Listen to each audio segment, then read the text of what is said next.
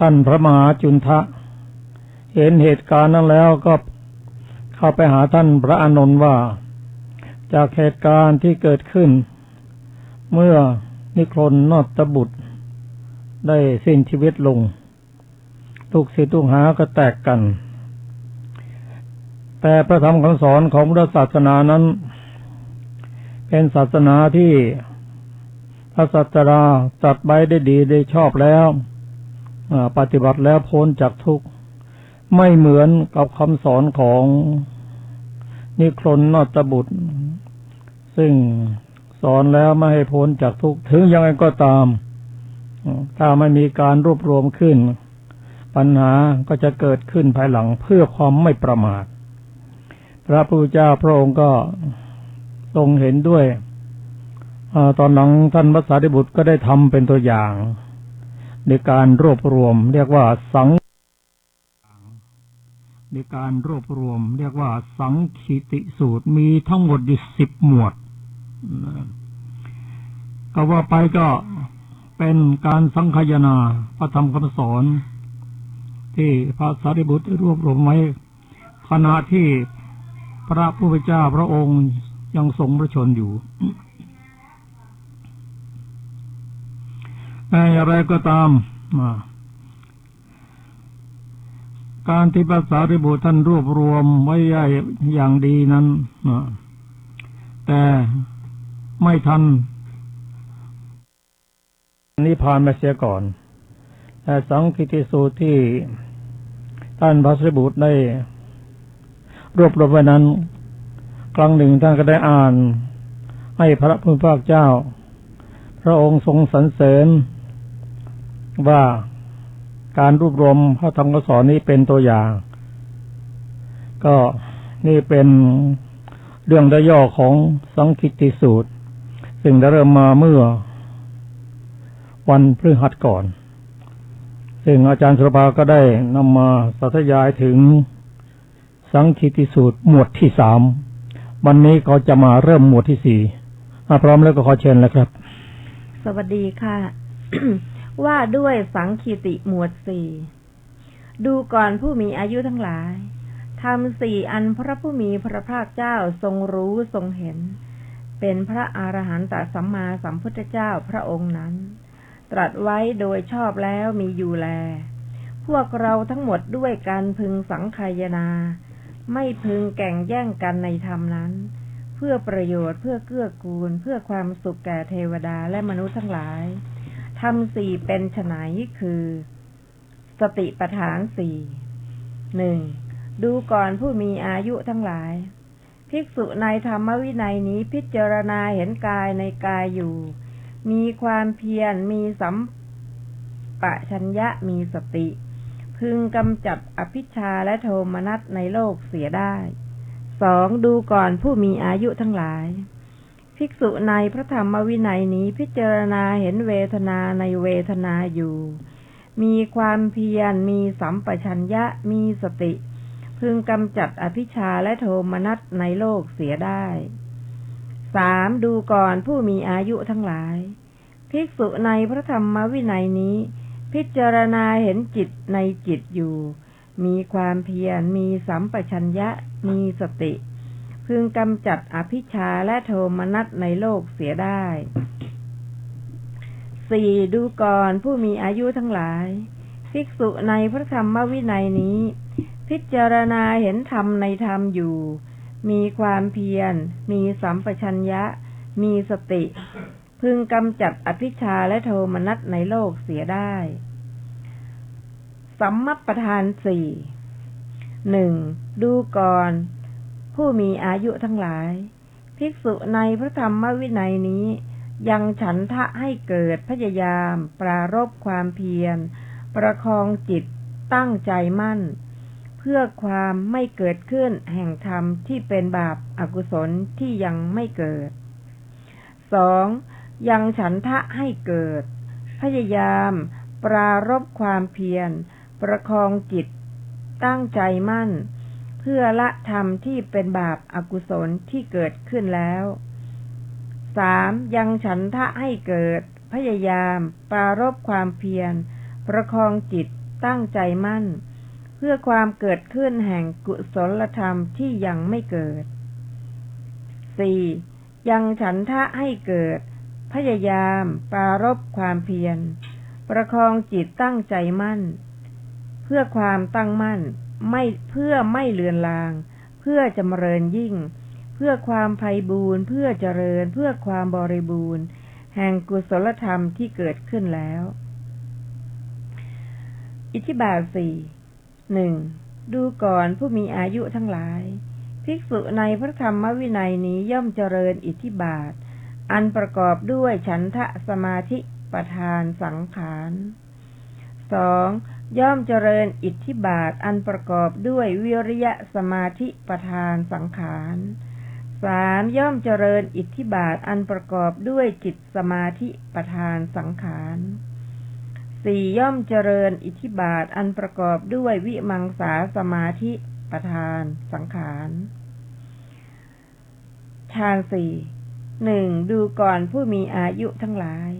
ภิกษุในพระธรรมวินัยนี้สงัดจากกามสงัดจากอกุศลธรรมบรรลุปฐมฌานมีวิตกมีวิจารมีปีติและสุขเกิดแต่วิเวกอยู่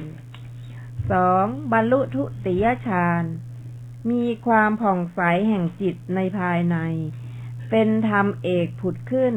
เพราะวิตกวิจารสงบไปไม่มีวิตกไม่มีวิจารมีปีติและสุขเกิดแต่สมาธิอยู่ 3. มีอุเบกขามีสติมีสัมปชัญญะเสวยสุขด้วยนามกายและปีติสิ้นไปบรรลุตติยฌานที่พระอริยะทั้งหลายสรรเสริญว่าผู้ได้ฌานนี้เป็นผู้มีอุเบกขามีสติอยู่เป็นสุข 4. บรรลุจตุตถฌานไม่มีทุกข์ไม่มีสุขเพราะละสุขละทุกข์และดับโสมนัสโทมนัสก่อนได้มีอุเบกขาเป็นเหตุสติบริสุทธิ์อยู่สมาธิภาวนา 4 1. ดูก่อนผู้มีอายุทั้งหลายสมาธิภาวนาที่ภิกษุอบรมแล้วทำให้มากแล้วย่อมเป็นไปเพื่อความอยู่เป็นสุขในทิฏฐธรรมมีอยู่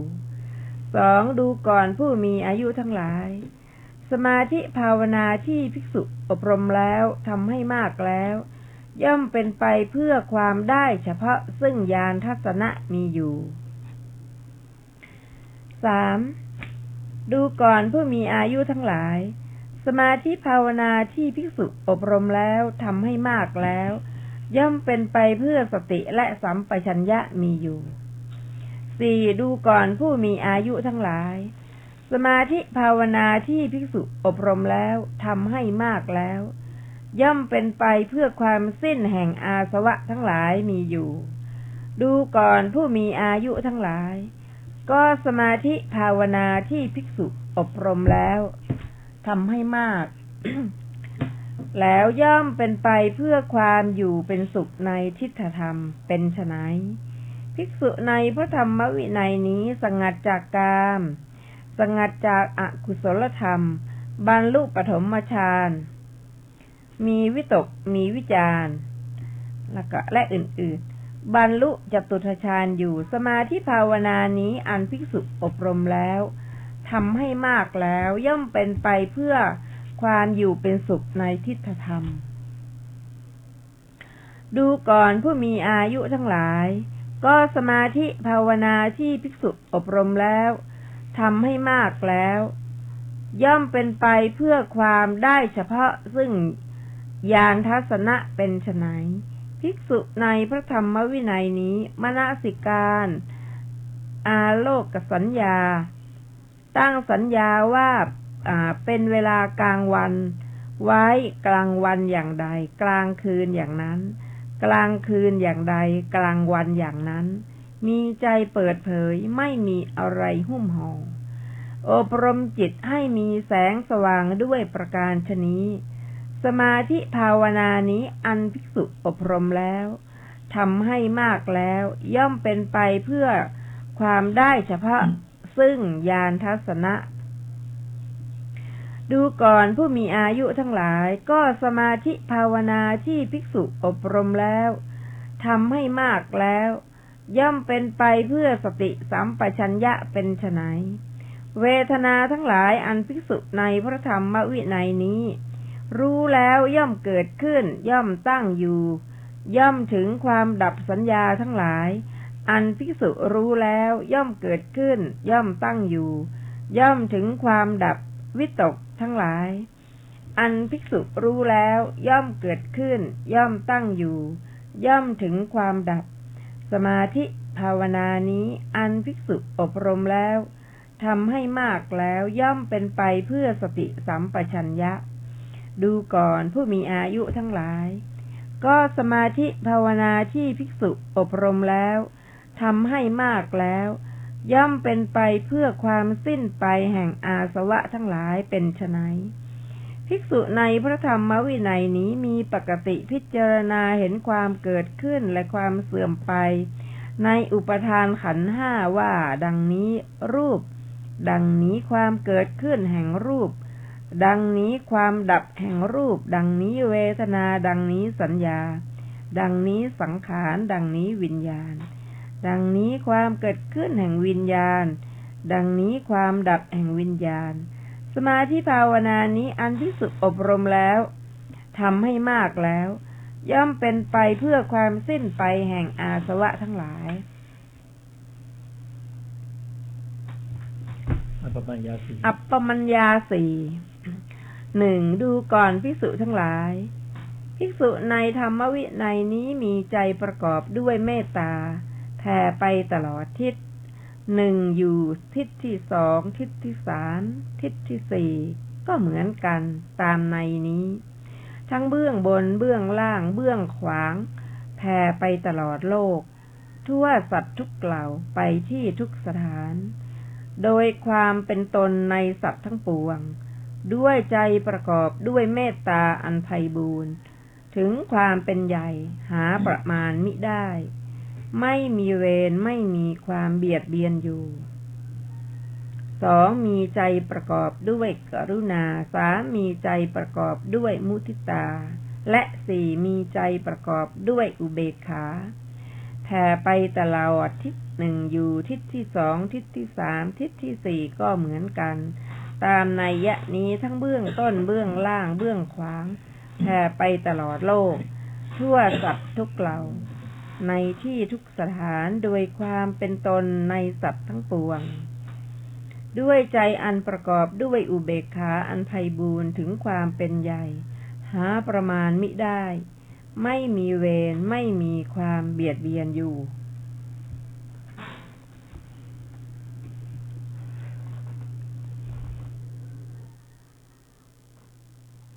ท่านผู้ฟังที่เคารพครับสังคีติหมวดที่สี่นี่อาจารย์ศิลปาเพิ่งอ่านไปสักครู่นี้เราก็จะมาศึกษากันเริ่มตั้งแต่สติปัฏฐานสี่สติปัฏฐานสี่นี้เป็นหนึ่งในโพธิปักขิยธรรม37ในโพธิปักขิยธรรม37นั้นเริ่มจากสติปัฏฐานสี่สัมมาปัฏฐานสี่อิทธิบาทสี่อินทรีย์ห้าพละห้าโพชฌงค์7และมรรคมีองค์8และในสังคิติหมวดที่สี่นี้กล่าวธรรมซึ่งประกอบด้วยสี่สำหรับสติปัฏฐานสี่นี้ มีอยู่ในนอกจากมีในสังคิติสูตรแล้วก็ยังมีอยู่ในพระไตรปิฎกฉบับอื่นเช่นในฉบับมมร.เล่มที่14และเล่มที่27และที่อื่นๆอีกก็สติปัฏฐานสี่นี้ ถ้าน้อมนำมาปฏิบัติแล้วย่อมทำให้หมู่สัตว์สะอาดหมดจดย่อมทำให้ลด ความทุกข์ดับเสียซึ่งโทมนัสแล้วก็ปฏิบัติไปก็ทำให้เข้าสู่ความเป็นอริยบุคคลและเข้าสู่พระนิพพานในที่สุดก็สติปัฏฐาน4นี้ที่เราศึกษากันก็โดยใช้สติซึ่งเป็นธรรมชาติที่ประกอบกับจิตมีหน้าที่ระลึกมีหน้าที่แนบกับอารมณ์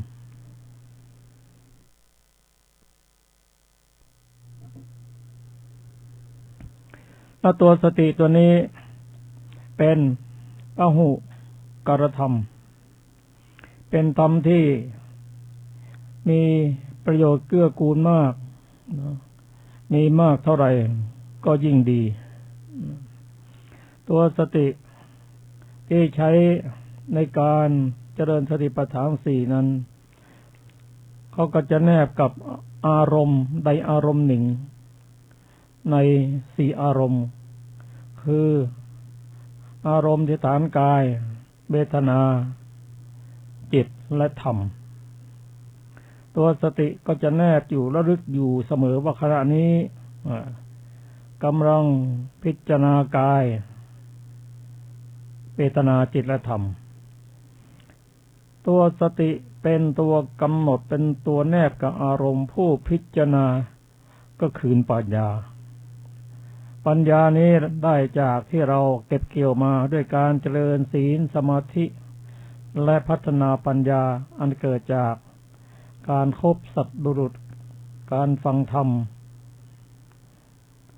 และการไต่ถามปัญหาต่างๆที่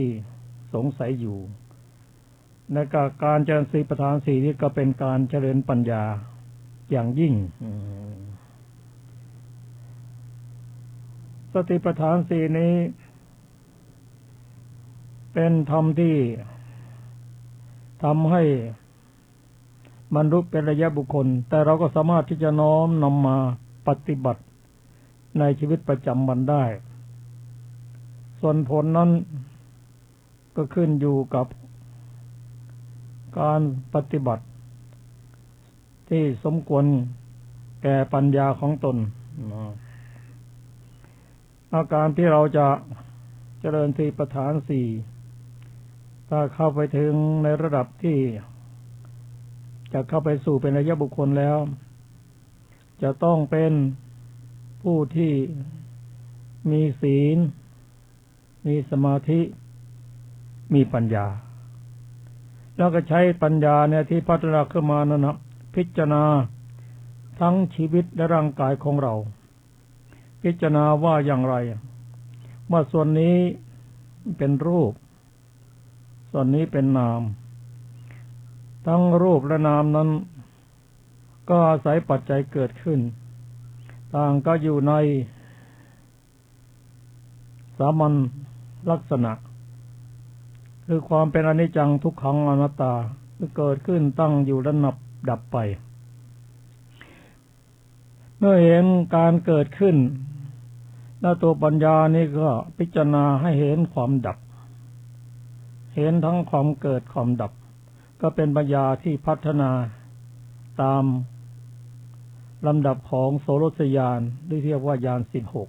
16ญาณ16นี้ก็เริ่มต้นตั้งแต่นามรูปปริเฉทญาณะมีปัญญาแยกแยะรู้ว่าอันนี้คือรูปอันนี้คือนามปัญญาระดับสูงขึ้นไปก็เรียกว่าปัจจยปริกหายานเห็นรูปและนามนั้นเกิดขึ้นเพราะอาศัยปัจจัยถ้าไม่มีปัจจัยก็เกิดขึ้นไม่ได้ถ้าเกิดขึ้นได้เพราะอาศัยปัจจัยถ้าปัจจัยนั้นดับไปทั้งรูปและนามนั้นก็ดับไปด้วยนี่เป็นปัญญาระดับที่2ระดับที่3นั้นก็เรียกว่าสัมมสนญาณเห็นความเกิดขึ้นตั้งอยู่และดับไปเป็นการเห็นสามัญลักษณะได้อย่างชัดเจนในปัญญาระดับ3นั้นพอถึงระดับ4เรียกว่าอุทธัพพยญาณ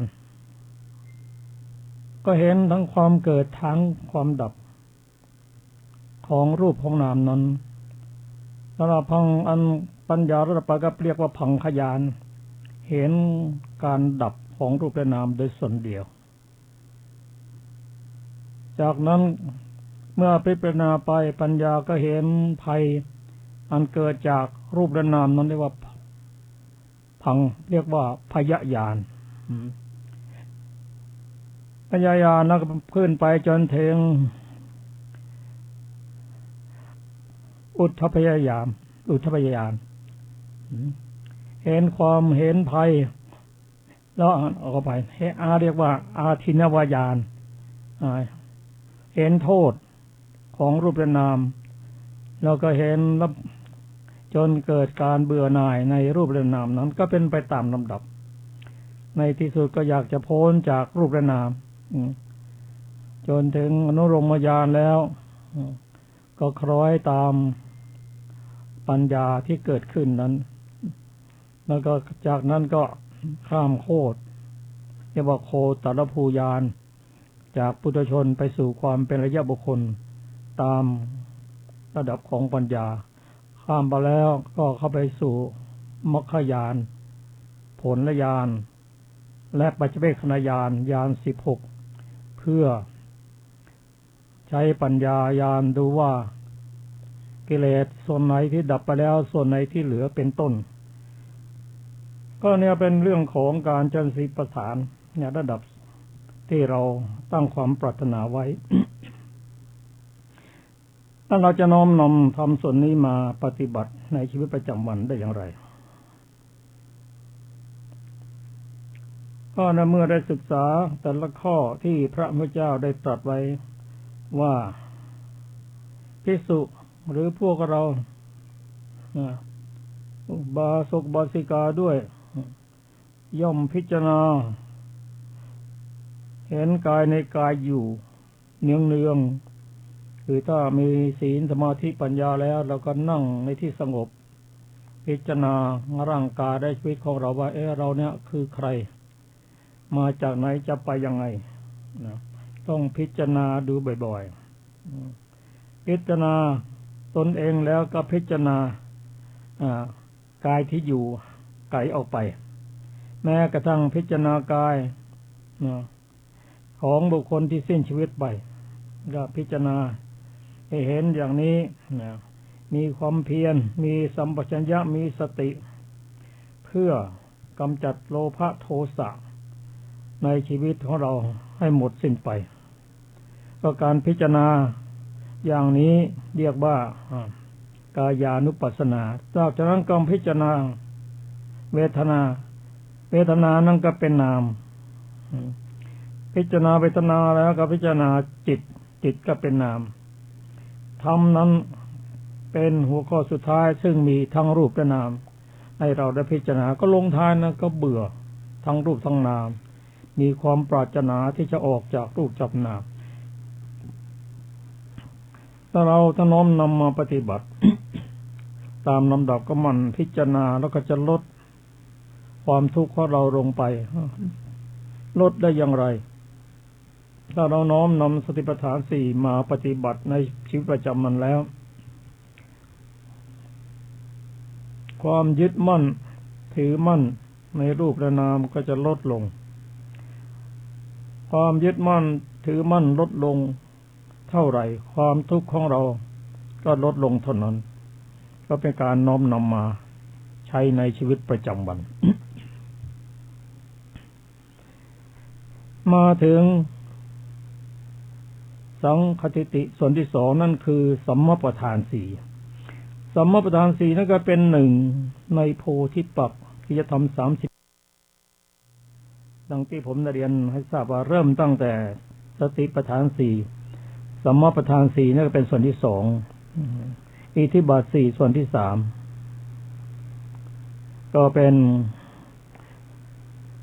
สังคิติ4หมวดที่4สำหรับสัมมาประธาน4นั้นก็มาจากวิริยะนั่นเองสัมมาประธาน4นี้พระพุทธเจ้าตรัสว่า ดูกันภิกษุทั้งหลายภิกษุในพระธรรมวินัยนี้ยังฉันทะคือความพอใจให้เกิดขึ้นพยายามปรารภความเพียร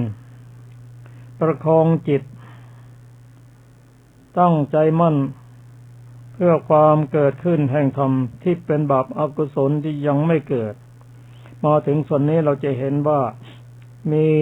ธรรมชาติที่ประกอบกับจิตหรือที่เรียกว่าเจตสิกนั้นมีอยู่หลายดวงทีเดียวที่มาประกอบจิตเช่นฉันทะเจตสิก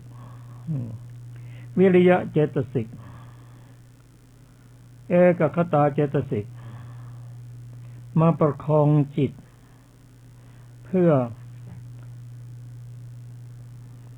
ไม่ให้เกิดขึ้นแห่งธรรมที่เป็นบาปอกุศลที่ยังไม่เกิดนั่นก็คือเรามีความกล้าหาญมีความพยายามที่จะป้องกันบาปอกุศลที่ยังไม่เกิดขึ้นไม่ให้เกิดขึ้นในตัวเข้ามาในจิตในใจเช่นการสังวรระวังจักขุสังวรเป็นต้นมองเห็นรูปแล้วไม่ติดในนิมิตและพยัญชนะถ้าเราติดในอนุและพยัญชนะแล้วบาปอกุศลที่ไม่เกิดขึ้นก็จะเกิดขึ้นได้ก็พยายามป้องกันไม่ให้อกุศลเกิดขึ้นได้ก็ตามที่เราได้ศึกษากันเช่นเรามองเห็นรูปที่สวยที่งามหรือรูปที่ไม่น่าดูเป็นต้นก็พิจารณาว่าเห็นก็สักว่าเห็นเป็นต้นก็การเห็นเหล่านี้เรียกว่าเห็นยังไม่เกิดโลภะโทสะเกิดขึ้นก็อกุศลวิบากอกุศลกรรมก็ยังไม่เกิดขึ้นในจิตในใจนี่เป็นการป้องกันไม่ให้อกุศลเกิดขึ้นในใจ ข้อที่สองนั้น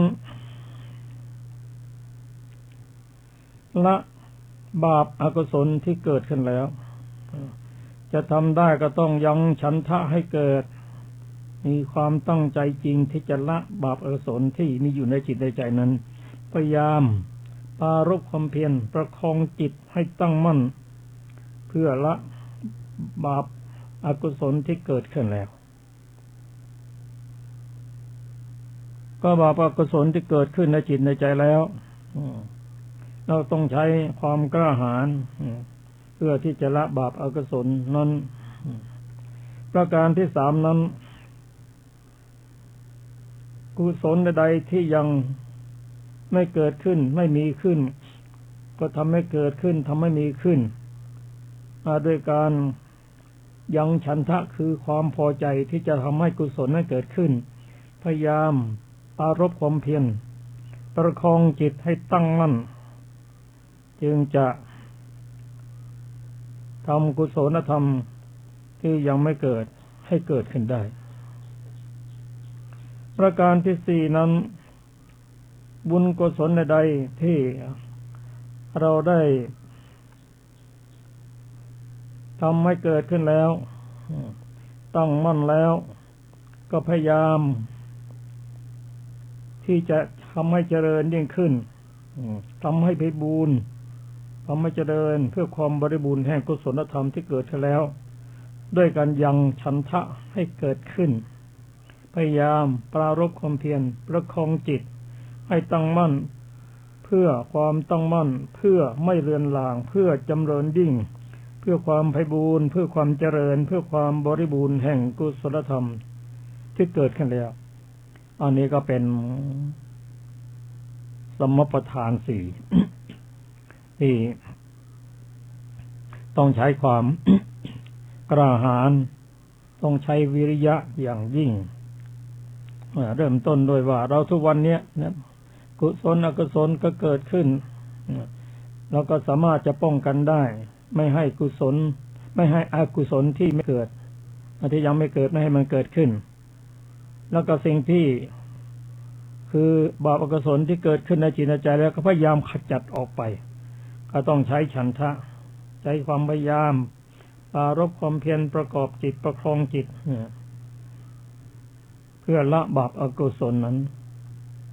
ก็กุศลใดๆที่เรายังไม่ได้ทำให้เกิดขึ้นไม่ได้เจริญขึ้นก็ทำให้เกิดขึ้นทำให้มีขึ้นก็จะทำอย่างนั้นได้ก็ต้องใช้ความกล้าหาญใช้ความพยายามต้องมีฉันทะแม้สุดท้ายการที่จะรักษาบุญกุศลที่เราอุตส่าห์สั่งสมไว้ตั้งนานจะทำยังไงสั่งสมไว้ตั้งนานแล้วไม่ให้เข้าสูญเสียไปไม่ให้มันเสื่อมไปก็ต้องใช้ฉันทะมีความพอใจที่จะรักษากุศลธรรมนั้นไม่ให้เสื่อมไปต้องมีความพยายามต้องมีสมาธิประคองจิตไว้เพื่อที่จะทำให้กุศลธรรมที่มีอยู่นั้นให้เจริญขึ้นยิ่งขึ้นอันนี้ก็เป็นสังคิติหมวดที่สี่มาอีกหมวดหนึ่ง ที่เป็นหมวดอยู่ในโพธิปักขิยธรรม37เหมือนกันนั่นก็คืออิทธิบาทสี่บางทีท่านก็เรียกว่าเป็นธรรมที่ทำให้เกิดความสำเร็จเป็นธรรมที่ทำให้อายุยืนเป็นธรรมที่เข้าสู่ความเป็นอริยบุคคลและตรัสรู้เป็นพระอรหันต์ได้ในที่สุดอิทธิบาทสี่นั้นพระพุทธเจ้าตรัสว่าดูก่อนภิกษุทั้งหลายภิกษุในพระธรรมวินัยนี้ย่อมเจริญอิทธิบาทอันประกอบด้วยฉันทะสมาธิประธานสังขาร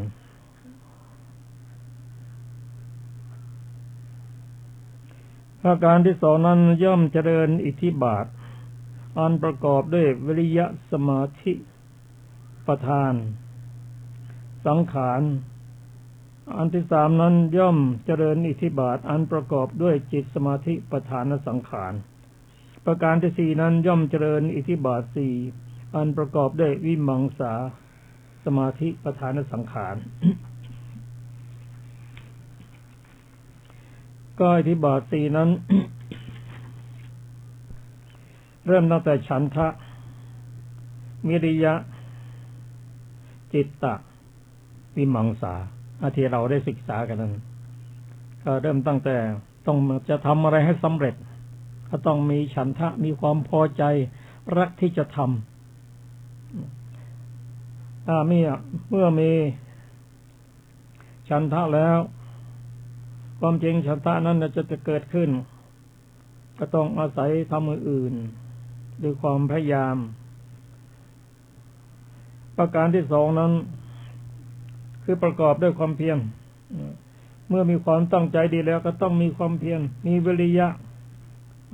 การงานนั้นจึงจะสำเร็จได้ประการที่สามนั้นต้องมีจิตฝักใฝ่อยู่เสมอแม้เราจะมีฉันทะความพอใจที่จะทำแล้ว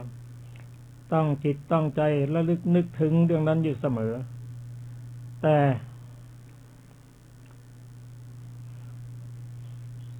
อาศัยความเพียรแล้วก็ตั้งจิตไม่ทอดทิ้งนี่ก็เป็นประการที่สามประการที่สี่ในการเจริญอิทธิบาทสี่นั้นก็จะต้องใช้ปัญญาสำหรับพิจารณาแก้ไขประเมินผลหาข้อที่ทำให้ข้อปฏิบัติเจริญขึ้นนี่ก็เป็นอิทธิบาทสี่นั่นคือมีฉันทะมีวิริยะมีจิตฝักใฝ่และทบทวนประเมินผลทำการแก้ไขข้อที่บกพร่องหาสิ่งที่ทำให้มันเจริญขึ้นเป็นอิทธิบาทสี่เป็นธรรมที่ทำให้เกิดความสำเร็จโดยเฉพาะอิทธิบาทสี่นั้นเราก็ได้น้อมนำมาปฏิบัติขณะที่เป็นนักเรียนนักศึกษาอยู่แล้วครูบาอาจารย์ท่านสอนว่าเธออยากจะสอบได้ไหมอยากจะสำเร็จการศึกษาไหมก็ต้อง เจริญอิทธิบาทสี่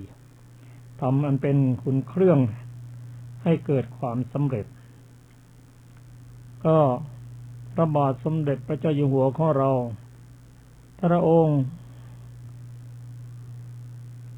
ทรงใช้อิทธิบาทสี่ในการทำโครงการต่างๆหลายพันโครงการให้สำเร็จเป็นประโยชน์ตนเป็นประโยชน์ท่านเป็นประโยชน์แก่ชาวโลกและชาวไทยก็โดยใช้หลักของอิทธิบาทสี่ในอิทธิบาทสี่นี้แหละพระผู้เป็นเจ้าได้กล่าวได้ตรัสกับพระอานนท์หลังจากที่มารทูลขอให้พระองค์เสด็จดับขันธ์ปรินิพพานโดยเร็วพลันก็พระองค์ได้แสดงอิทธิบาทสี่ให้ท่านพระอานนท์ว่าอานนท์อิทธิบาทสี่นี้ใครเจริญให้มากอายุก็สามารถเจริญจนถึงกลับได้ถึงกลับของพระองค์ด้วยกัน120 ปีแต่เนื่องจากท่านพระอานนท์นั้นในพระสูตรกล่าวว่าถูกมารสิงทำให้ลืมทูลขอพระองค์ทรงอยู่ต่อเพื่อเป็นที่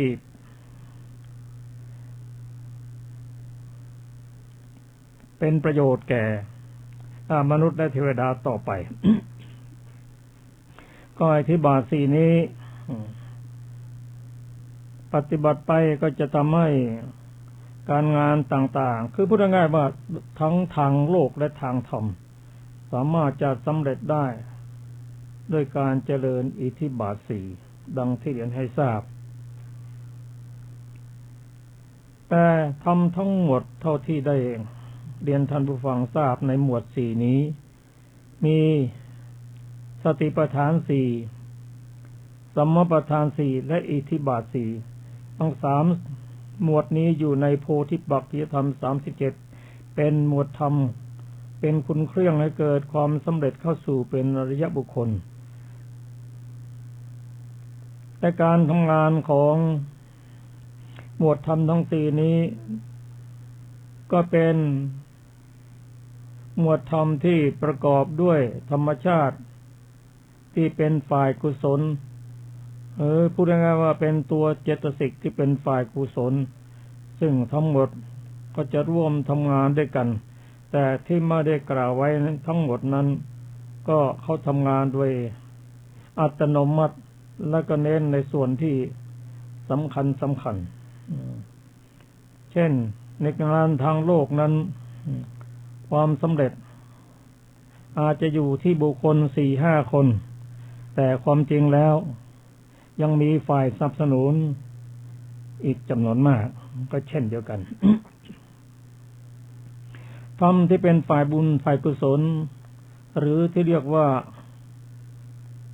โสภณเจตสิกนั้นเขามีอยู่ด้วยกัน25 ดวงด้วยกันมาประกอบกับจิต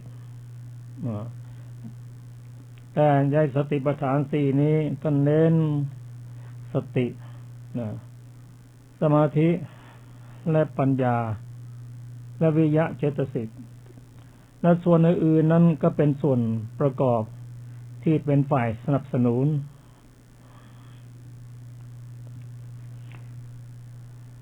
มาถึงอีกหมวดหนึ่งคือฌานสี่ฌานสี่นี้ไม่ได้อยู่ในส่วนของโพธิปักขิยธรรม37ก็จริง แต่เป็นส่วนที่การพัฒนาจิตการอบรมจิตให้จิตมีความตั้งมั่นประกอบด้วยเอกคตาที่เป็นฝ่ายบุญฝ่ายกุศลความจริงเอกคตานี้ก็เป็น1 ใน 7ของเจตสิกเรียกว่าสัพพจิตตะสาธารณเจตสิกประกอบกับจิตทุกดวง ก็เป็นส่วนของสมาธิการที่มีสมาธินั่นก็เป็นผู้ที่มีทั้งศีลมีสมาธินี้มีปัญญาด้วย ดังที่กล่าวไว้ในศีลนิเทศว่าที่ไหนไม่มีฌานที่นั่นก็ไม่มีปัญญาที่ไหนไม่มีปัญญาที่นั่นก็ไม่มีฌาน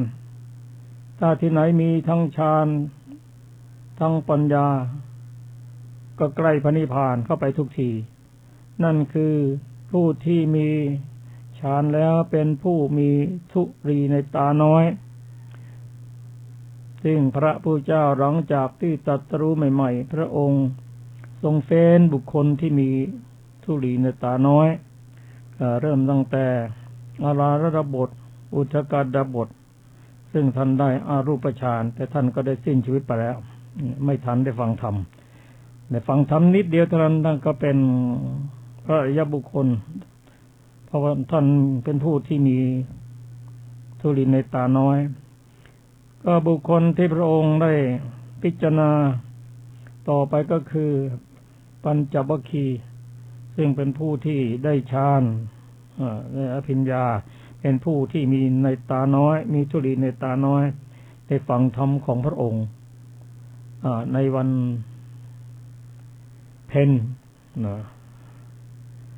แล้วก็ในวันเพ็ญเดือน8หลังจากนั้นก็บรรลุธรรมตามลำดับกันก็เป็นผู้ที่มีปัญญาแต่ปัญญาระดับของผู้ที่ได้ฌานนั้นเป็นระดับที่กดข่มกิเลสไม่ให้มันเกิดขึ้นแต่ไม่ได้มีความสามารถที่จะดับกิเลสได้อย่างสมบูรณ์เหมือนกับปัญญามีปัญญาในระดับฌานก็เป็นปัญญาระดับหนึ่งที่กดข่มกิเลสได้ พระพุทธเจ้าได้ตรัสเกี่ยวกับเรื่องฌานไว้ดังต่อไปนี้เริ่มตั้งแต่ปฐมฌานพระพุทธเจ้าตรัสว่าดูก่อนท่านผู้มีอายุทั้งหลายภิกษุในพระธรรมวินัยนี้สงัดจากกามสงัดจากอกุศลธรรมบรรลุปฐมฌานมีวิตกวิจารปิติและสุขเกิดขึ้นแต่วิเวกอยู่ข้อที่น่าสังเกตนั้นก็คือผู้ที่จะได้ฌานนั้นต้องเป็นผู้ที่สงัดจากกามสงัดจากอกุศลธรรมแล้วเจริญจิตจนบรรลุปฐมฌานคือฌานที่1ซึ่งมีองค์ธรรมอยู่5องค์ธรรมด้วยกันก็คือวิตกมีวิจารมีปิติและสุขเอกคตาอันเกิดขึ้นเมื่อได้บรรลุปฐมฌานแล้วก็องค์ธรรมทั้ง5นี้ก็เป็นตัวเจตสิกทั้งสิ้นที่ประกอบกับจิตวิตก คือตัวตึกเป็นวิตกเจตสิกอยู่ในปกิณกะปิติวิจารก็เหมือนกันปิติและสุขเอกคตาก็เป็นองค์ฌานของผู้ได้ฌานที่1สำหรับฌานที่ละเอียดขึ้นไปเป็นระดับ2นั้นเรียกว่าทุติยฌานผู้ที่บรรลุทุติยฌานนั้นจะมีความแผ่องใส แห่งจิตในภายในเป็นธรรมเอกผุดขึ้นก็วิตกวิจารสงบไปไม่มีวิตกไม่มีวิจารมีแต่ปิติและสุขเกิดขึ้นแต่สมาธิอยู่ก็ฌานที่2นี้วิตกเจตสิกวิจารเจตสิกวิจาระก็จะสงบไปวิตกนี้มีอยู่3ประการถ้าเป็นฝ่ายบุญฝ่ายกุศลในแก่เนกขัมมวิตก ประการที่สองนั้นอาพยาปัฏฐวิตกและอวิหิงสาวิตกก็วิตกเหล่านี้ถึงแม้จะเป็นกุศลถ้าตรึกบ่อยๆตรึกแล้วก็หาโทษไม่ได้เพราะเป็นองค์ธรรมของฌานที่สองฌานที่หนึ่งวิตกนี้ถ้าตรึกในเรื่องกุศลมันก็ไม่มีโทษกี่วันก็ไม่มีโทษแต่พระผู้เจ้าตรัสไว้ว่าภิกษุทั้งหลายขณะที่ตถาคตยังไม่บรรลุเป็นพระอรหันตสัมมาสัมพุทธเจ้ายังเป็นพระโพธิสัตว์อยู่ตถาคตตรึกในเรื่องเกี่ยวกับกุศลวิตกซึ่งตรึกเท่าใดก็ไม่มีโทษกี่วันก็ไม่มีโทษแต่ว่าถ้าตรึกนานๆแล้วนะร่างกายและจิตใจก็จะล้าเมื่อล้าแล้วความฟุ้งซ่านก็จะเกิดขึ้นความฟุ้งซ่านนั้นก็คือกิเลสตัวหนึ่งก็เมื่อเป็นเช่นนั้นก็ต้องดับความฟุ้งซ่านด้วยสมาธิอันนี้ก็เป็นความละเอียดของฌานที่สองที่ละวิตกวิจารไปนะท่านผู้ฟังที่เคารพครับรายการศึกษาพระพุทธศาสนาตามพระไตรปิฎกก็มาถึงช่วงสุดท้ายก็ขอขอบคุณท่านผู้ฟังทุกท่านที่ติดตามรายการนี้ขอความสุขสวัสดีจงมีแก่ท่านผู้ฟังทุกท่านทุกคนเทอญ